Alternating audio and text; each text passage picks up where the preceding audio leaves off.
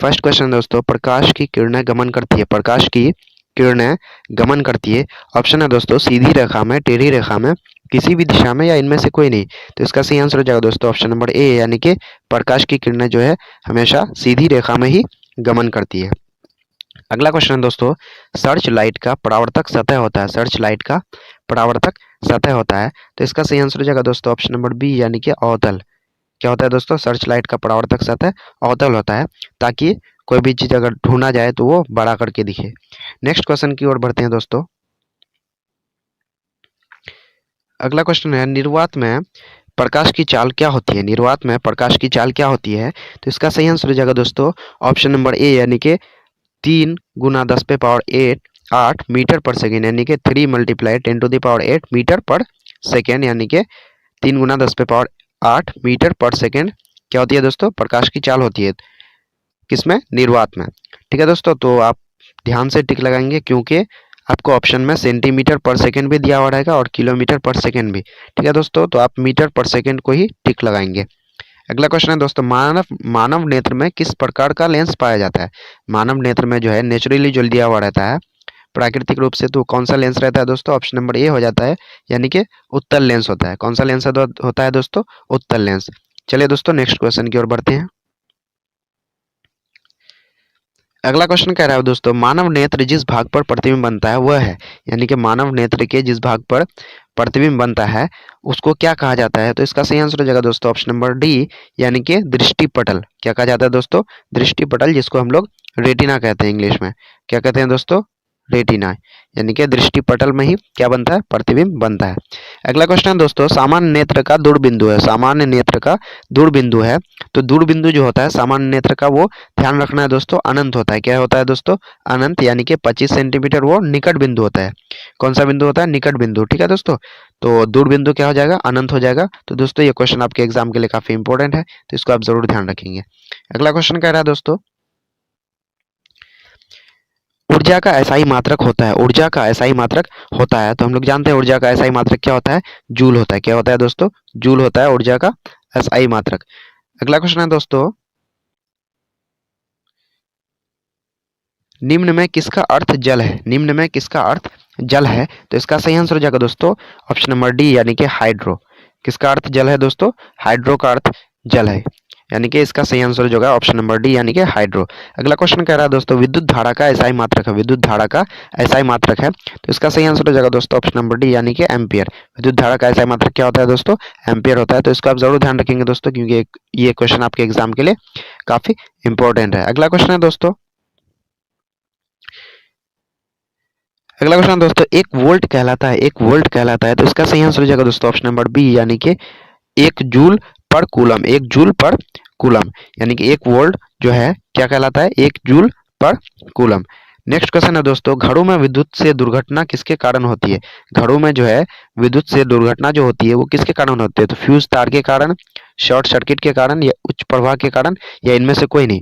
तो घरों में जो है अक्सर दुर्घटना जो होती है वो किसके कारण होती है, शॉर्ट सर्किट के कारण। किसके कारण दोस्तों, शॉर्ट सर्किट के कारण। ठीक है दोस्तों, अगले क्वेश्चन की ओर बढ़ते हैं। अगला क्वेश्चन कह रहा है दोस्तों, फ्लेमिंग के वाम हस्त नियम में अंगूठा किसकी दिशा को संकेत करता है। यानी कि जो है फ्लेमिंग के जो वाम हस्त नियम है उसमें जो अंगूठा किस दिशा को, यानी कि किसकी दिशा को प्रदर्शित अंक संकेत करता है, यानी कि किसकी दिशा को बताता है। तो इसका सही आंसर हो जाएगा दोस्तों ऑप्शन नंबर सी, यानी कि बल की दिशा को बताता है। किसकी दिशा को बताता है दोस्तों, बल की। तो इसको आप जरूर ध्यान रखेंगे दोस्तों, ये क्वेश्चन भी आपके एग्जाम के लिए काफी इंपॉर्टेंट होता है। अगला क्वेश्चन दोस्तों, ग्लोबल वार्मिंग के लिए उत्तरदायी है, ग्लोबल वार्मिंग के लिए उत्तरदायी है। तो इसमें ऑप्शन में दिया हुआ है ऑक्सीजन, NH3, N2, उसके बाद CO2। तो इसका सही आंसर हो जाएगा दोस्तों ऑप्शन नंबर सी, यानी कि कार्बन डाइऑक्साइड जो है ग्लोबल वार्मिंग के लिए क्या है, उत्तरदायी है। तो दोस्तों ये क्वेश्चन भी आपके एग्जाम के लिए काफी इंपॉर्टेंट है। अगला क्वेश्चन की ओर बढ़ते हैं दोस्तों।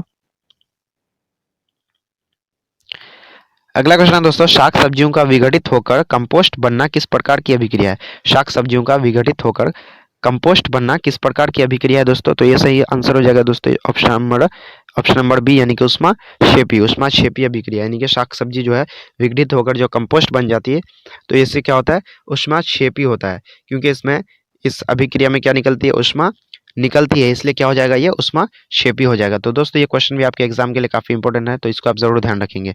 अगला क्वेश्चन है दोस्तों, उपचयन वह प्रक्रिया है जिसमें, उपचयन वह प्रक्रिया है जिसमें ए नंबर ऑप्शन है दोस्तों, ऑक्सीजन का योग होता है, हाइड्रोजन का वियोग होता है, सी में है इलेक्ट्रॉन का त्याग होता है, या फिर सभी होता है। तो इसका सही आंसर हो जाएगा दोस्तों ऑप्शन नंबर डी, यानी कि ये सभी होते हैं। उपचयन वैसी अभी प्रक्रिया है जिसमें ऑक्सीजन का योग हो, हाइड्रोजन का वियोग हो और इलेक्ट्रॉन का त्याग हो, यानी कि इनमें से सभी ऑप्शन क्या हो जाएगा, इनमें से सभी हो जाएगा। अगला क्वेश्चन है दोस्तों, निम्नलिखित में कौन ऑक्सी कारक है, निम्नलिखित में कौन ऑक्सी कारक है। तो ऑप्शन में दोस्तों H2CO, H2S और Cr। तो इसका सही आंसर हो जाएगा दोस्तों ऑप्शन नंबर सी, यानी कि H2S जो है ये क्या है, ऑक्सी कारक है। अगला क्वेश्चन दोस्तों, किसी अम्लीय विलयन का पीएच मान होता है। तो अम्लीय जो पीएच विलयन होता है उसका पीएच मान क्या होता है दोस्तों, 7 से कम होता है। क्या होता है दोस्तों, 7 से कम, यानी कि ऑप्शन नंबर सी इसका सही आंसर हो जाएगा। यानी कि किसी अम्लीय विलयन का जो है पीएच मान कितना होता है, 7 से कम होता है। उदासीन विलयन का कितना होता है, 7 के बराबर होता है। और जो क्षार होता है तो उसका कितना हो जाता है दोस्तों, 7 से ज्यादा हो जाता है। क्या हो जाता है दोस्तों, 7 से ज्यादा हो जाता है। अगला क्वेश्चन है दोस्तों, सोडियम कार्बोनेट का अणुसूत्र है, सोडियम कार्बोनेट का अणुसूत्र है। तो इसका सही आंसर हो जाएगा दोस्तों ऑप्शन नंबर ए, यानी कि Na2CO3, Na2CO3 जो है ये सोडियम कार्बोनेट का अणुसूत्र हो जाएगा। अगला क्वेश्चन है दोस्तों, चूना पत्थर, खड़िया एवं संगमरमर किसका विविध रूप है। चूना पत्थर, खड़िया एवं संगमरमर किसका विविध रूप है। तो इसका सही आंसर हो जाएगा दोस्तों ऑप्शन नंबर डी, यानी कि CaCO3 का, CaCO3 का, यानी कि कैल्शियम कार्बोनेट का। ठीक है दोस्तों, तो इसको आप जरूर ध्यान रखेंगे, ये क्वेश्चन आपके एग्जाम के लिए काफी इंपॉर्टेंट हो जाता है। अगला क्वेश्चन दोस्तों, जठर रस का पीएच मान लगभग होता है। जठर रस का जो है वो पीएच मान कितना होता है दोस्तों। तो इसका सही आंसर हो जाएगा दोस्तों ऑप्शन नंबर ए, यानी कि 1.2। जठर रस का जो है पीएच मान कितना हो जाता है, 1.2 हो जाता है। तो दोस्तों ये क्वेश्चन भी आपके एग्जाम के लिए काफी इंपॉर्टेंट हो जाता है, तो इसको आप जरूर ध्यान रखेंगे। जठर रस का पीएच मान कितना हो जाता है दोस्तों, 1.2 हो जाता है। अगला क्वेश्चन की ओर बढ़ते हैं दोस्तों। अगला क्वेश्चन कह रहा है, लोहा से जिंक लेपित करने की क्रिया को कहा जाता है। लोहा से जो है जिंक जो लेपित किया जाता है उसको क्या कहा जाता है, उस क्रिया को। तो इसका सही आंसर हो जाएगा दोस्तों ऑप्शन नंबर बी, यानी कि गैल्वेनीकरण, जिसको इंग्लिश में गैल्वेनाइजेशन बोलते हैं। क्या बोलते हैं दोस्तों, गैल्वेनाइजेशन, यानी कि गैल्वेनीकरण। ये कौन सी प्रक्रिया है, लोहा से जिंक लेपित करने की प्रक्रिया को, यानी क्रिया को क्या कहा जाता है, गैल्वेनीकरण कहा जाता है। अगला क्वेश्चन है दोस्तों, निम्नलिखित में कौन आयनिक यौगिक है। निम्नलिखित में कौन आयनिक यौगिक है, निम्नलिखित में कौन आयनिक यौगिक है। तो इसका सही आंसर हो जाएगा दोस्तों ऑप्शन नंबर सी, यानी कि KCl। क्या हो जाएगा दोस्तों, ऑप्शन नंबर सी, यानी कि KCl, पोटेशियम क्लोराइड। अगला क्वेश्चन है दोस्तों, बॉक्साइट निम्न में किस धातु का अयस्क है। बॉक्साइट निम्न में किस धातु का अयस्क है। तो इसका सही आंसर हो जाएगा दोस्तों ऑप्शन नंबर सी, यानी कि एल्यूमिनियम। एल्यूमिनियम का बॉक्साइट लोग पढ़ते हैं, यानी कि ऑयल बॉक्साइट जो है वो एल्यूमिनियम धातु का क्या है, अयस्क है। तो ये दोस्तों क्वेश्चन आपके एग्जाम के लिए काफी इंपॉर्टेंट हो जाता है। चलिए दोस्तों अगला क्वेश्चन की ओर बढ़ते हैं। तो अगला क्वेश्चन है दोस्तों, सक्रियता श्रेणी में सबसे क्रियाशील धातु है, जो सक्रियता श्रेणी है, सक्रियता श्रेणी, ठीक है दोस्तों, तो उनमें सबसे क्रियाशील धातु कौन सी है दोस्तों। तो इसका सही आंसर हो जाएगा दोस्तों ऑप्शन नंबर बी, यानी कि Na, यानी कि सोडियम जो है उनमें सबसे अधिक क्या है, क्रियाशील है। तो दोस्तों ये क्वेश्चन भी आपके एग्जाम के लिए काफी इंपॉर्टेंट होता है, इसको आप जरूर ध्यान रखेंगे। अगला क्वेश्चन है दोस्तों, CHO अभिक्रियाशील मूलक को कहते हैं। CHO अभिक्रियाशील मूलक को क्या कहते हैं दोस्तों, एल्डिहाइड कहते हैं, अल्कोहल कहते हैं, कीटोन कहते हैं, इनमें से कोई नहीं। तो इसका सही आंसर हो जाएगा दोस्तों ऑप्शन नंबर ए, यानी कि एल्डिहाइड बोलते हैं। क्या बोलते हैं दोस्तों, एल्डिहाइड। CHO अभिक्रियाशील मूलक जो होता है उसको क्या बोलते हैं दोस्तों, एल्डिहाइड बोलते हैं। क्या बोलते हैं दोस्तों, एल्डिहाइड। अगला क्वेश्चन है दोस्तों, इथाइल, इथाइल अल्कोहल का अणुसूत्र है। इथाइल अल्कोहल का अणुसूत्र है। तो इसका सही आंसर हो जाएगा दोस्तों ऑप्शन नंबर बी, यानी कि C2H5OH। C2H5OH जो है ये इथाइल अल्कोहल का क्या है, अणुसूत्र है। तो दोस्तों ये क्वेश्चन भी आपके एग्जाम के लिए काफी इंपॉर्टेंट हो जाता है। अगला क्वेश्चन की ओर बढ़ते हैं दोस्तों। अगला क्वेश्चन है, आधुनिक आवर्त सारणी में 36 कतारों की संख्या है। 36 कतारों की संख्या है, यानी कि आधुनिक आवर्त सारणी में जो है 36 कतार कितने हैं। तो इसका सही आंसर हो जाएगा दोस्तों ऑप्शन नंबर सी। तो आधुनिक आवर्त सारणी में 36 कतारों की संख्या कितनी है दोस्तों। तो इसका सही आंसर हो जाएगा दोस्तों ऑप्शन नंबर बी, यानी कि 7। कितनी होती है दोस्तों, 7। अगला क्वेश्चन दोस्तों, मानव में डायलिसिस थैली है। मानव में डायलिसिस थैली है तो ये कहाँ पे है दोस्तों? तो इसका सही आंसर हो जाएगा दोस्तों ऑप्शन नंबर ए यानी कि नेफ्रॉन। मानव में डायलिसिस थैली जो है वो नेफ्रॉन है। कौन सा है दोस्तों? नेफ्रॉन है।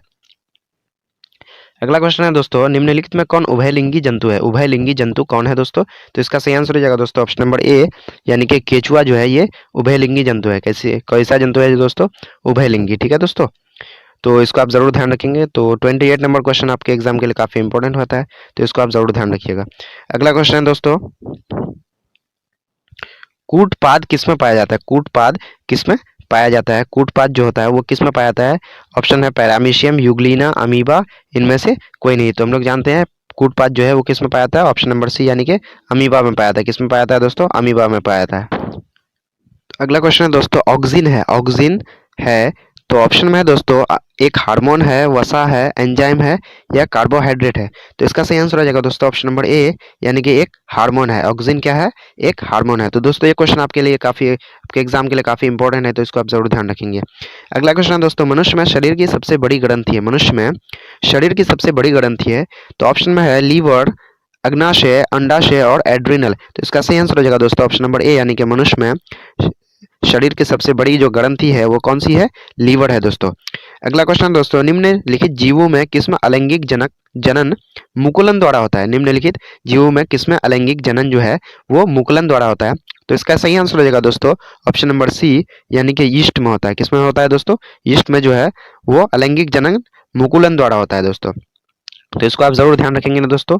तो इसमें जो 32nd नंबर क्वेश्चन है वो आपके एग्जाम के लिए काफी इंपॉर्टेंट है दोस्तों, तो इसको भी आप जरूर ध्यान रखेंगे। अगला क्वेश्चन है दोस्तों,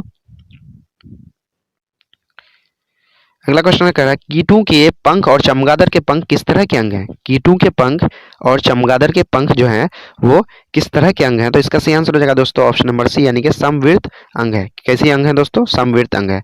विकासीय दृष्टिकोण से हमारी किससे अधिक समानता है?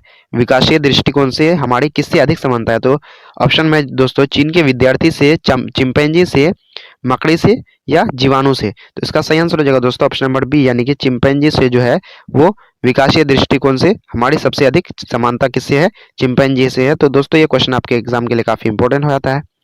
अगला क्वेश्चन है दोस्तों, प्रकृति में पृथ्वी पर ऊर्जा का मुख्य स्रोत है, प्रकृति में पृथ्वी पर जो है ऊर्जा का मुख्य स्रोत है तो कोयला है या फिर सूर्य या पानी या लकड़ी?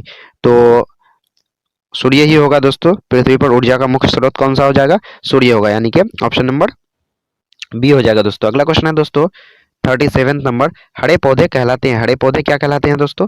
तो ऑप्शन में है उत्पादक, अपघटक, उपभोक्ता, आहार श्रृंखला। तो इसका सही आंसर हो जाएगा दोस्तों ऑप्शन नंबर ए यानी कि उत्पादक कहलाते हैं। क्या कहलाते हैं दोस्तों? ये सब हरे पौधे जो होते हैं वो उत्पादक कहलाते हैं। तो दोस्तों ये क्वेश्चन भी आपके एग्जाम के लिए काफी इंपॉर्टेंट हो जाता है, तो इसको आप जरूर ध्यान रखेंगे। अगला क्वेश्चन है दोस्तों, निम्नांकित में कौन जैव अनिम्नीकरणीय पदार्थ है? निम्नलिखित में कौन जैव अनिम्नीकरणीय पदार्थ है? तो इसका सही आंसर हो जाएगा दोस्तों ऑप्शन नंबर ए यानी कि डीडीटी। क्या हो जाएगा दोस्तों? डीडीटी जो है वो जैव अनिम्नीकरणीय पदार्थ है। अगला क्वेश्चन है दोस्तों, निम्न में कौन प्राकृतिक संसाधन नहीं है? निम्न में कौन प्राकृतिक संसाधन नहीं है? तो वायु तो है दोस्तों, तो इसलिए ये ऑप्शन में नहीं होगा। जल भी है, मृदा भी है, यानी कि इसमें इसका सही आंसर हो जाएगा दोस्तों ऑप्शन नंबर डी यानी कि जीवधारी जो है ये प्राकृतिक संसाधन नहीं है। बाकी ये सारे प्राकृतिक संसाधन है, इसलिए यहाँ पूछा जा रहा था जो इनमें कौन प्राकृतिक संसाधन नहीं है, इसलिए ऑप्शन नंबर डी यानी कि जीवधारी प्राकृतिक संसाधन नहीं है। अगला क्वेश्चन की ओर बढ़ते हैं दोस्तों।